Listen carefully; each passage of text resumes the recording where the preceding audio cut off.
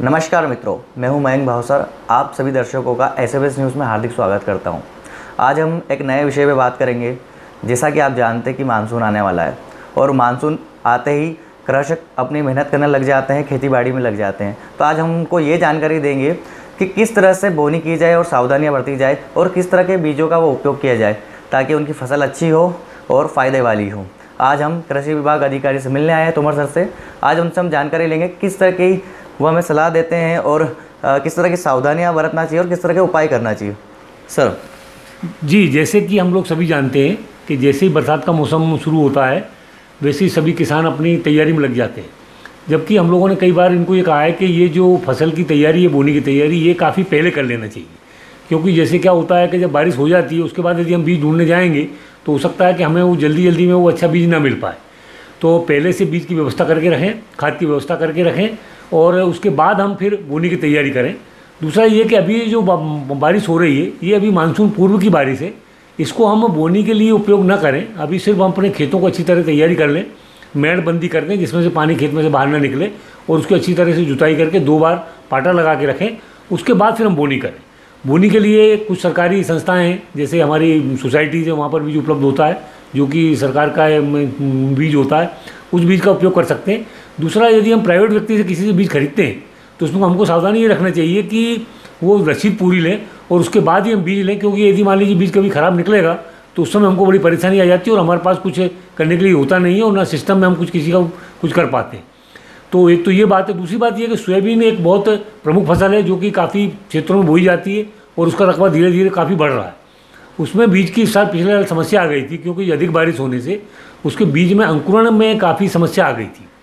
तो इस साल बीज काफ़ी कम मात्रा में है और जो मिल भी रहा है वो बीज में थोड़ी सी समस्या भी आ सकती है। तो किसान भाइयों को मैं एक सलाह दूंगा कि जिन लोगों ने पिछले वर्ष अपना सोयाबीन का बीज बोया था और वो उनके यहाँ अच्छा पका है, उनको लगा था कि वो बहुत अच्छी उपज आएगी, उस बीज को यदि वो बीज खराब नहीं हुआ हो, पानी से नहीं भीगा हो, तो उसे पुनः बीज के रूप में उपयोग कर सकते हैं।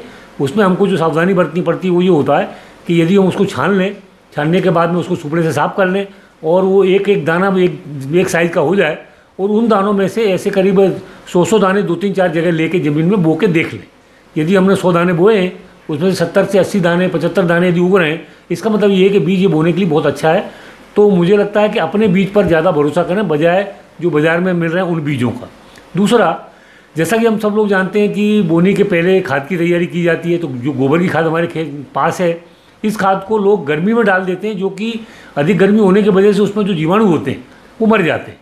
तो उनको कई बार ये होता है कि वो सही खाद नहीं पहुंच पाती, तो अभी इसमें खाद डालें वो। इसके अलावा जो खाद हम खेत में डालते हैं, जिसको हम NPK DAP बाज़ार में मिलता है जो डालते हैं, उस खाद को हमेशा बोनी के समय दें। और बोनी में भी जो ट्रैक्टर से बोनी करते हैं उसके लिए एक मशीन आती है जिसमें 2 पेटी होती हैं। उस दोनों पेटियों में आगे खाद भरा जाता है और पीछे बीज भरा जाता है। जिससे क्या होता है कि प्रॉपर सही जगह पर खाद और उसके ऊपर बीज आता है, जिससे कि वो बीज उसको खाद को तुरंत मिल जाता है, बीज को खाद, जिससे मतलब हमको बहुत फ़ायदा होता है। तो खाद बीज को मिला के कभी नहीं बोएं, फेंक के नहीं बोएं, एक जो आती है उसी के मशीन के द्वारा बोएं। यदि हम बैलजोड़ी से ही बो रहे हैं तो इसमें भी डबल फन 2 फन वाली हम चाली लगा लेते हैं और उससे हमें आगे खाद और पीछे बीज बोना चाहिए, तो ही किसानों को पूरा इसमें फ़ायदा मिल पाएगा। दूसरा ये होता है कि आजकल बहुत सारे घास मारने वाली दवाई भी आती हैं।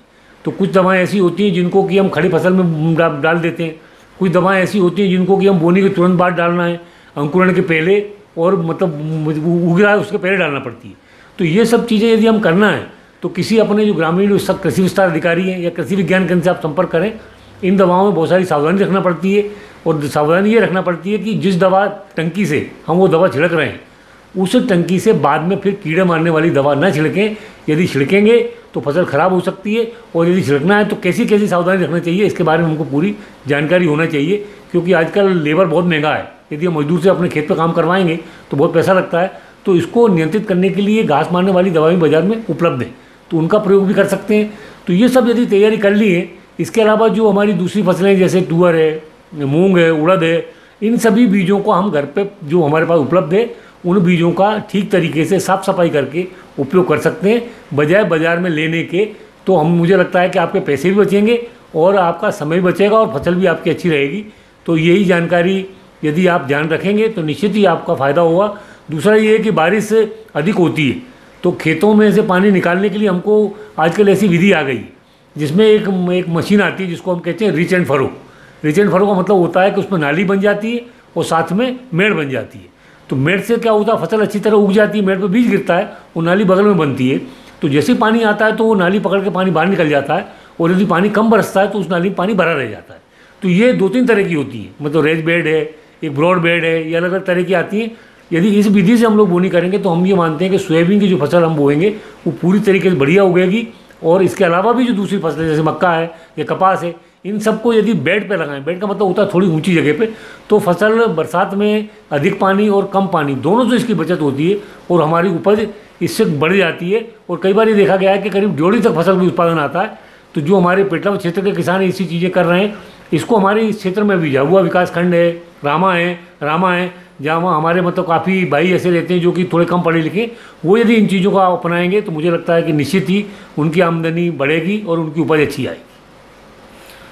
बहुत बहुत धन्यवाद सर। जैसा कि आपने देखा है कि सर ने जो कृषकों को सलाह दी है कि किस तरह से बीजों का चुनाव कीजिए, किस तरह से कीटनाशक का छिड़काव कीजिए, किस तरह से खाद का उपयोग कीजिए, इस तरह की आपको जो आज सलाह दी गई है, इस सलाह को आप अपनाइए और उस हिसाब से आप कृषि कीजिए। इससे आपको कोई नुकसान नहीं होगा, आपकी फसल अच्छी होगी, उन्नत कृषि करेंगे आप। और इसी तरह के विषयों को मैं वापस से लेकर आऊँगा आपके बीच में। मैं हूं मयंक भावसार, SMS न्यूज़ में आपका हार्दिक स्वागत है। और हमारे चैनल को सब्सक्राइब करना ना भूलिएगा और बेल आइकन पर क्लिक करना ना भूलिएगा।